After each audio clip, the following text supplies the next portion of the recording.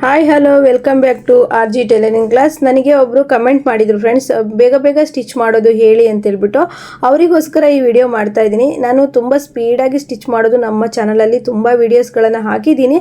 ಆದರೂ ಸಹಿತ ಅವರು ಹೊಸ ಸಬ್ಸ್ಕ್ರೈಬರ್ ಅನಿಸುತ್ತೆ ಕೇಳಿದ್ದಾರೆ. ಅವರಿಗೋಸ್ಕರ ಈ ವಿಡಿಯೋ ಮಾಡ್ತಾ ಇದ್ದೀನಿ.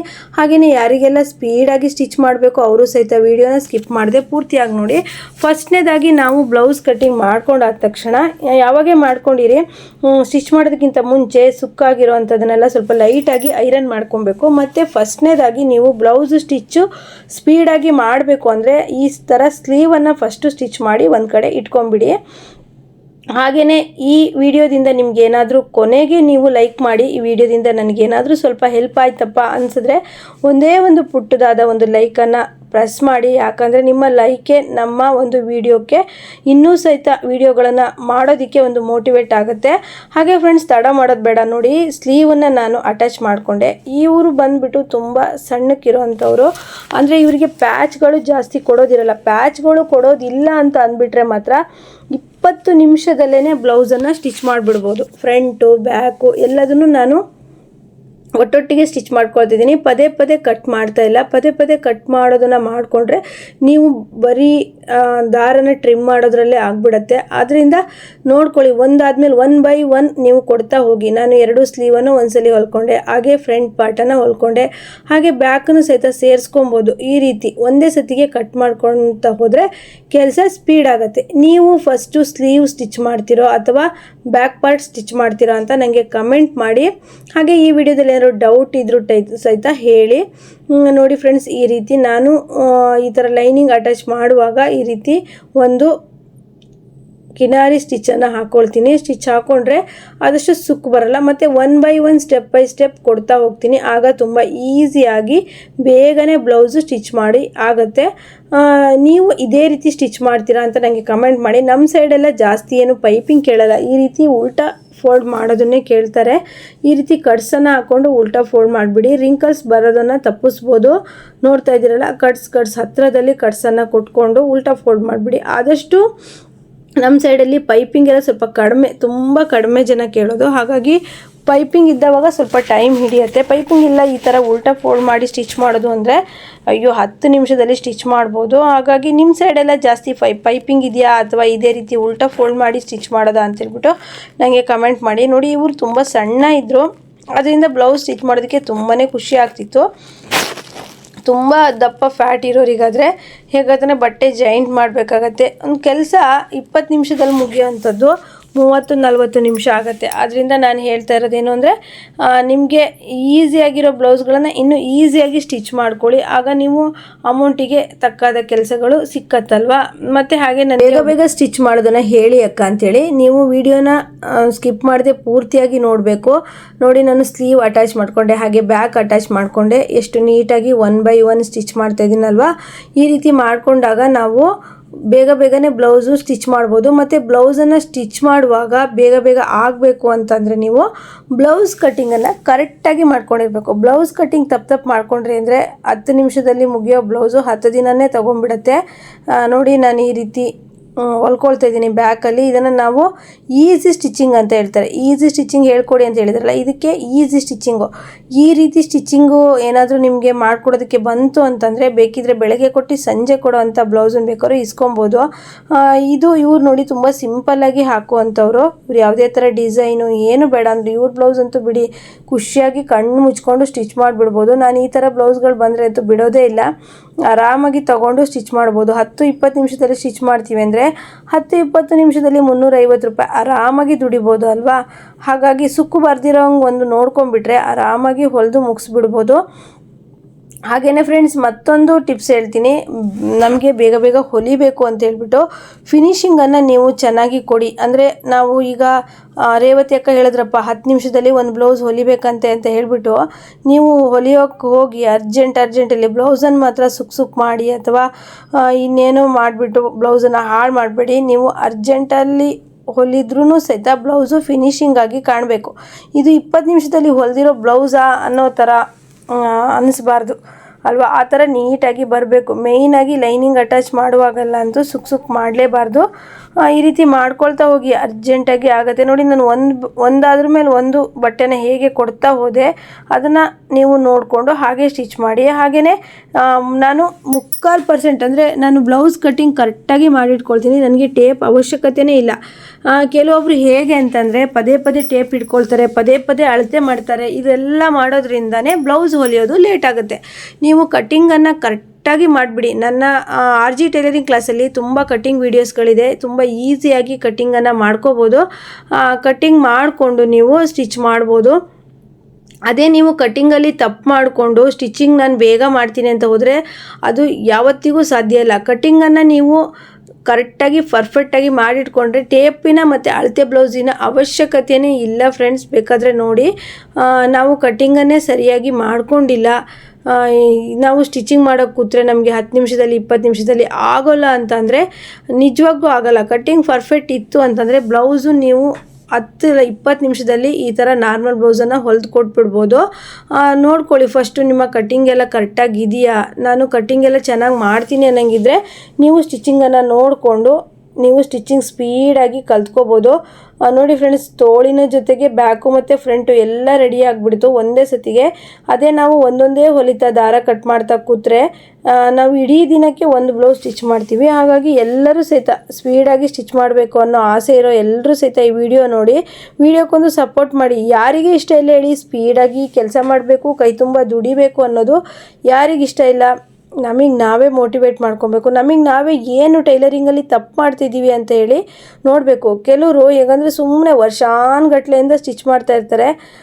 ದಿನಕ್ಕೆ 1 ಅಥವಾ 2 ಬ್ಲೌಸ್ ಸ್ಟಿಚ್ ಮಾಡ್ತಾ ಇರ್ತಾರೆ. ಮತ್ತು ಅಯ್ಯೋ ನನಗೆ ಹೊಲಿಯೋಕ್ಕಾಗಲ್ಲ, ಮನೆ ಕೆಲಸನೇ ಸರಿಯಾಗುತ್ತೆ, ಹಾಗೆ ಹೀಗೆ ಅಂತೇಳಿ ಕತೆ ಹೇಳ್ತಾರೆ. ಆದರೆ ನೀವು ಯೋಚನೆ ಮಾಡಿ, ಇವತ್ತು ನಾನು ಒಂದು ಬ್ಲೌಸ್ ಹೊಲಿದೆ, ಏನು ತಪ್ಪು ಮಾಡಿದೆ, ನಾನು ಯಾಕೆ ಒಂದು ಬ್ಲೌಸ್ ಹೊಲಿದೆ, ನಾನು ಏನು ಮಿಸ್ಟೇಕ್ ಮಾಡಿದೆ ಅಂತ ಯೋಚನೆ ಮಾಡಿ. ನೆಕ್ಸ್ಟ್ ಡೇ ಅದನ್ನು ಸರಿ ಮಾಡ್ಕೊಳ್ಳೋದಕ್ಕೆ ಟ್ರೈ ಮಾಡಿ. ಆಗ ನೀವು ಯಾವುದೇ ಟೈಲರಿಗೂ ಸಮ ಇಲ್ದಂಗೆ ಟೈಲರಿಂಗ್ ಮಾಡ್ಬೋದು. ಈಗೆಲ್ಲ ಏನಂತಂದರೆ ಸೋಷಿಯಲ್ ಮೀಡಿಯಾದಲ್ಲಿ ನೀವು ಮನೇಲೇ ಕೂತ್ಕೊಂಡು ಆರಾಮಾಗಿ ವೀಡಿಯೋಸ್ಗಳನ್ನು ನೋಡಿಕೊಂಡು ಕಟ್ಟಿಂಗು ಸ್ಟಿಚಿಂಗು ಆರಾಮಾಗಿ ಮಾಡ್ಬೋದು. ಈಗ ಯಾರ ಕಾಲು ನೀವು ಹಿಡಿಯೋದು ಬೇಡ. ನಾವೆಲ್ಲ ಕಲಿಯೋ ಸ್ಟೇಜಲ್ಲಿ ಅವ್ರಿಗೆ ಹೇಳ್ಕೊಡಿ, ಇವ್ರಿಗೆ ಹೇಳ್ಕೊಳ್ಳಿ. ಒಂದು ಟೈಲರಿಂಗ್ ಅಂದರೆ ಅವಾಗ ತುಂಬಾ ಕಾಸ್ಟ್ಲಿ, ಈಗೂ ಕಾಸ್ಟ್ಲಿನೇ. ಆದರೆ ಈಗ ಎಷ್ಟೋ ಜನ ಲೇಡೀಸು ನಾನು ನೋಡ್ದಂಗೆ ಯೂಟ್ಯೂಬ್ ನೋಡಿ ಕಲ್ತಿದ್ದಾರೆ. ಯೂಟ್ಯೂಬು ತುಂಬಾ ಒಳ್ಳೆಯ ಒಂದು ಪ್ಲಾಟ್ಫಾರ್ಮ್ ಅಂತ ಹೇಳ್ಬೋದು. ಯಾಕಂದರೆ ಅದನ್ನು ಉಪಯೋಗಿಸ್ಕೊಂಡ್ರೆ, ಒಳ್ಳೆ ರೀತಿಯಲ್ಲಿ ಉಪಯೋಗಿಸ್ಕೊಂಡ್ರೆ ತುಂಬಾ ಯೂಸ್ ಆಗುತ್ತೆ. ಹಾಗೆ ಎಲ್ಲ ಸೋಷಿಯಲ್ ಮೀಡಿಯಾಗಳನ್ನು ಅಷ್ಟೇ ನಾವು ಒಳ್ಳೆ ರೀತಿಯಲ್ಲಿ ಉಪಯೋಗಿಸ್ಕೊಂಡ್ರೆ ನಮಗೆ ಒಳ್ಳೆ ಥರ. ನಾನು ಅಷ್ಟೇ ಯೂಟ್ಯೂಬ್ ನೋಡಿ ತುಂಬಾ ಕಲ್ತಿದ್ದೀನಿ. ನಮಗೇನಾದರೂ ಈಗ ದಿನ ಅಪ್ಡೇಟ್ ಆಗ್ತಾ ಇರುತ್ತೆ. ಇವತ್ತು ಬಂದಿರೋ ಡಿಸೈನು ನಾಳೆ ಬರೋದಿಲ್ಲ. ನಮಗೇನಾದರೂ ಹೊಸದಾಗಿ ತಂದು ಏನಾದರೂ ಕಸ್ಟಮರ್ ತೋರಿಸಿದ್ರೆ ನಾನು ಸಹಿತ ಸೋಷಿಯಲ್ ಮೀಡಿಯಾಗಳನ್ನು ನೋಡಿಬಿಟ್ಟು ಟ್ರೈ ಮಾಡ್ತೀನಿ. ಟ್ರೈ ಮಾಡೋದ್ರಿಂದ ಏನೂ ತಪ್ಪಿಲ್ಲ. ಅದು ಬಿಟ್ಕೊಂಡು ಟ್ರೈನೇ ಮಾಡಲ್ಲ, ನಮಗೆಲ್ಲದೂ ಕಷ್ಟ, ಅಯ್ಯೋ ಇಲ್ಲಪ್ಪ ನಮ್ಮ ಕೈಯಲ್ಲಿ ಸಾಧ್ಯನೇ ಇಲ್ಲ ಅಂತ ಹೇಳ್ಬಿಟ್ಟು ಅಂದ್ಕೊಳ್ತಾರೆ. ನಾವು ಪ್ರಯತ್ನ ಪಟ್ಟರೆ ಎಲ್ಲದೂ ಸಾಧ್ಯ. ಈಗಂತೂ ಪ್ರಯತ್ನ ಪಡೋದಕ್ಕೆ ನಾವು ಚಾನಲ್ಗಳೆಲ್ಲ ನೋಡಿ ಆರಾಮಾಗಿ ಟ್ರೈ ಮಾಡ್ಬೋದು. ಮೊದಲೆಲ್ಲ ನಾವು ಕಲ್ತ ಟೈಮಲ್ಲೆಲ್ಲ ಅದು ವ್ಯವಸ್ಥೆ ಇರಲಿಲ್ಲ. ನೋಡಿ ನಾನು ಎಷ್ಟು ಈಸಿಯಾಗಿ ಫ್ರಂಟಲ್ಲಿ ಟಕ್ಸನ್ನು ಹಾಕ್ತೆ ಅಂತ ಹೇಳ್ಬಿಟ್ಟು ಇದನ್ನೆಲ್ಲ ಅಬ್ಸರ್ವ್ ಮಾಡಿ ನೋಡಿ. ನಾವು ಬಟ್ಟೆನ ದಿನದಿಂದ ದಿನಕ್ಕೆ ಈಸಿ ಮೆಥಡಲ್ಲಿ ಹೊಲಿತಾ ಹೋಗಬೇಕು. ದಿನಕ್ಕೆ ಅದು ಕಷ್ಟ ಆಗಬಾರ್ದು. ನಾವು ಈಗ 2-3 ವರ್ಷದಿಂದ ಬಟ್ಟೆ ಹೊಲಿತಿದ್ದೀವಿ ಅಂದರೆ ನಾವು ಸ್ಪೀಡ್ ಆಗಬೇಕು. ಇಲ್ಲ ನಾವು ಇಷ್ಟು ಬಟ್ಟೆ ಹೊಲಿತೀವಿ ಅನ್ನೋದು ನಿಮ್ಮ ತಲೆಯಲ್ಲಿ ಬರಬೇಕು.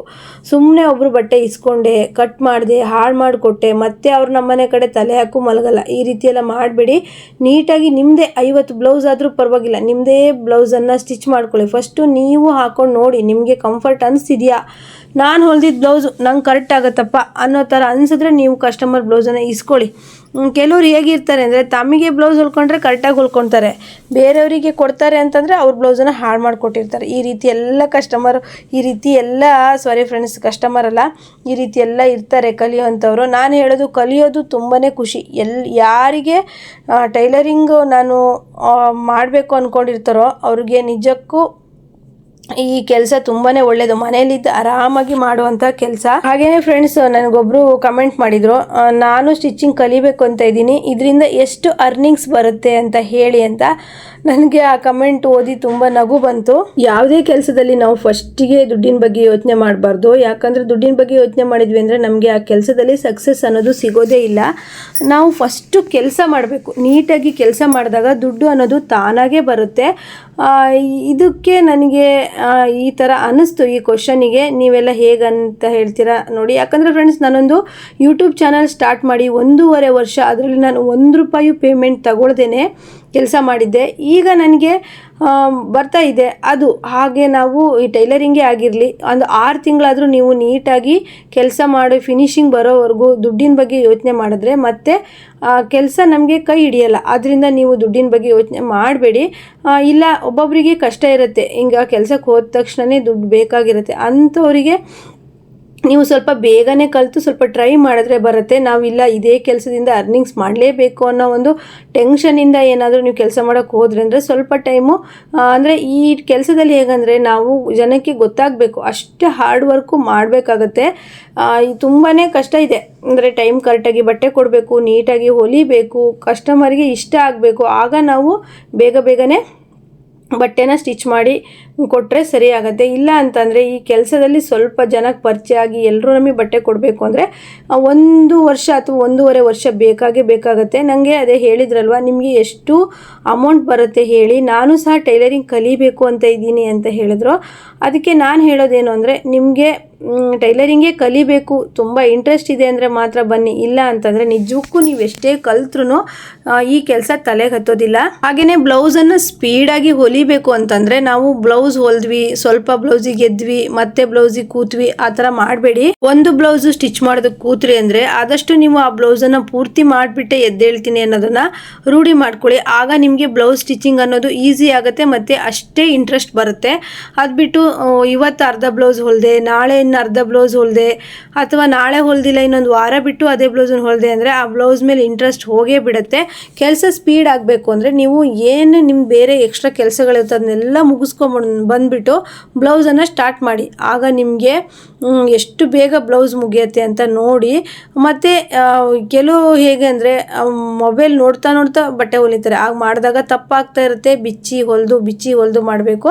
10 ನಿಮಿಷದಲ್ಲಿ ಮುಗಿಯೋ ಕೆಲಸ ಎಷ್ಟೋ 10 ಗಂಟೆನೇ ಆಗಿಬಿಡುತ್ತೆ. ಅದರಿಂದ ನೀವೊಂದು ಬ್ಲೌಸ್ ತೊಗೊಂಡ್ರಿ ಅಂತಂದರೆ ಸ್ಪೀಡಾಗಿ ನೀನು ಸ್ಟಿಚ್ ಮಾಡಬೇಕು ಅಂದರೆ ಫುಲ್ಲು ಗಮನ ಅನ್ನೋದು ನಿಮಗೆ ಬ್ಲೌಸ್ ಮೇಲೇ ಇರಬೇಕು. ಹಾಗೆ ನಾವು ಈಗೀಗ ಬ್ಲೌಸು ತುಂಬ ಸ್ಪೀಡಾಗಿ ಆಗ್ತಿದೆ, ಕಸ್ಟಮರ್ ಕೂರಿಸ್ಕೊಂಡೇ ಹೊಲ್ಕೊಡ್ತೀವೇನೋ ಅನ್ನೋ ಥರ ಫೀಲ್ ಆಗ್ತಿದೆ. ಯಾಕೆ ಅಂತ ಅಂದರೆ ರೆಡಿ ಹುಕ್ಸ್ ಮಾಡೋದ್ರಿಂದ. ರೆಡಿ ಹುಕ್ಸ್ ಮಾಡೋದನ್ನು ಹೇಳಿ ಅಂತ ನನಗೊಬ್ಬರು ನೀವು ಸಬ್ಸ್ಕ್ರೈಬರ್ ಅನಿಸುತ್ತೆ ಕೇಳಿದರು. ಆದರೆ ನಮ್ಮ RG ಟೈಲರಿಂಗ್ ಕ್ಲಾಸಲ್ಲಿ ರೆಡಿ ಹುಕ್ಸು ಮಾಡೋದನ್ನು ನಾವು ಡೀಟೇಲಾಗಿ ವಿಡಿಯೋ ಹಾಕಿದ್ದೀನಿ. ಅದೇ ರೀತಿ ತುಂಬ ಜನಕ್ಕೆ ಏನಾದರೂ ಬೇಕಾದರೆ ಒಂದು 20 ಜನಕ್ಕಿಂತ ಜಾಸ್ತಿ ಕೇಳಿದರು ಅಂದರೆ ನಾನು ಬೇಕಿದ್ರೆ ರೆಡಿ ಹುಕ್ಸು ಇನ್ನೊಂದು ವಿಡಿಯೋದಲ್ಲಿ ಹೇಳ್ತೀನಿ. ಆದರೆ ನೀವು ಬೇಕು ಅಂತೇಳಿ ನನಗೆ ಕಮೆಂಟ್ ಮಾಡಬೇಕು. ರೆಡಿ ಹುಕ್ಸ್ ಮಾಡೋದನ್ನು ಹೇಳಿ ಅಂತ ಕಮೆಂಟ್ ಮಾಡಿದ್ರೆ ಮಾತ್ರ ನಾನು ಹೇಳ್ಕೊಡ್ತೀನಿ. ನೋಡಿ ಫ್ರೆಂಡ್ಸ್, ಈಗ ನಾವು ರೆಡಿ ಹುಕ್ಸ್ ಮಾಡ್ಕೊಳ್ತಾ ತುಂಬಾ ಈಸಿಯಾಗಿದೆ. ರೆಡಿ ಹುಕ್ಸು ತುಂಬ ಚೆನ್ನಾಗಾಗತ್ತೆ. ಹುಕ್ಸ್ ಮಾಡೋ ಅಂಥ ತಲೆಬಿಸಿನೇ ಇಲ್ಲ. ನಮಗೆ ಪ್ರತಿದಿನ ರೆಡಿ ಹುಕ್ಸು ತುಂಬಾ ಬೇಗನೆ ಬ್ಲೌಸು ಸ್ಟಿಚ್ ಮಾಡೋಕ್ಕೆ ಒಂದು ಹೆಲ್ಪ್ ಮಾಡಿದೆ. ಹಾಗಾಗಿ ನಾನು ರೆಡಿ ಹುಕ್ಸನ್ನು ಈಗ ಎಲ್ಲ ಬ್ಲೌಸಿಗೂ ಹಾಕ್ತಾ ಇದ್ದೀನಿ. ತುಂಬ ಚೆನ್ನಾಗಿ ಬರುತ್ತೆ. ಸ್ವಲ್ಪ ಟ್ರೈ ಮಾಡಿ ಸಾಕು. ಯಾಕಂದರೆ ಎಲ್ಲ ಟೈಮಲ್ಲೂ ಹುಕ್ಸ್ ಹಚ್ಚೋಕ್ಕೆ ನಮಗೆ ಜನ ಸಿಕ್ಕೋದಿಲ್ಲ. ಅದರಿಂದ ನಾವೀಗ ರೆಡಿ ಹುಕ್ಸ್ ಮಾಡೋದಕ್ಕೆ ಟ್ರೈ ಮಾಡ್ತಾಯಿದ್ದೀವಿ. ರೆಡಿ ಹುಕ್ಸಲ್ಲಿ ಏನೂ ಕಂಪ್ಲೇಂಟ್ ಇಲ್ಲ, ಎಲ್ರಿಗೂ ಇಷ್ಟ ಆಗ್ತಿದೆ. ತುಂಬ ಈಗ ನಾವು ಹುಕ್ಸು ಹಚ್ಚಿದಕ್ಕಿಂತನೂ ಗಟ್ಟಿಯಾಗಿ ರೆಡಿ ಹುಕ್ಸ್ ಬರ್ತಾ ಇದೆ, ಅಷ್ಟು ನೀಟಾಗಿ ಫಿನಿಶಿಂಗ್ ಬರ್ತಾ ಇದೆ. ಅದರಿಂದ ನಾವು ರೆಡಿ ಹುಕ್ಸ್ ಮಾಡ್ತಾಯಿದ್ದೀವಿ. ಇದು ಸಹಿತ ಬ್ಲೌಸು ಸ್ಪೀಡಾಗಿ ಹೊಲಿಯೋದಕ್ಕೆ ಒಂದು ಕಾರಣ ಆಗುತ್ತೆ. ಮೊದಲೆಲ್ಲ ನಮಗೆ ಬ್ಲೌಸ್ ಬೇಕು ಅಂತ ಕಸ್ಟಮರ್ ಕೇಳಿದಾಗ ಇವತ್ತು ಹೊಲಿದು ನಾಳೆ ಹುಕ್ಸ್ ಹಚ್ಚಿ ನಾಡಿದ್ದು ಐರನ್ ಮಾಡಿ ಕೊಡ್ತಿದ್ವಿ. ಆದರೆ ಈಗ ಹಾಗಲ್ಲ. 1.5-2 ಗಂಟೆ ಟೈಮ್ ನಮ್ಮ ಕಸ್ಟಮರ್ ಏನಾದ್ರು ಕೊಟ್ಬಿಟ್ರು ಅಂದರೆ ಹೊಲಿದ್ಬಿಟ್ಟು ಕೊಟ್ಬಿಡ್ತೀವಿ. ಅಷ್ಟು ಈಸಿ ಮಾಡ್ಕೊಂಡಿದ್ದೀವಿ. ನಾವು ಪ್ರತಿ ದಿನಕ್ಕೂ ಕೆಲಸನ ಈಸಿ ಮಾಡ್ಕೊಳ್ತಾ ಹೋಗಬೇಕು, ಬಿಟ್ಟರೆ ಕಷ್ಟ ಮಾಡ್ಕೊಳ್ತಾ ಹೋಗಬಾರ್ದು.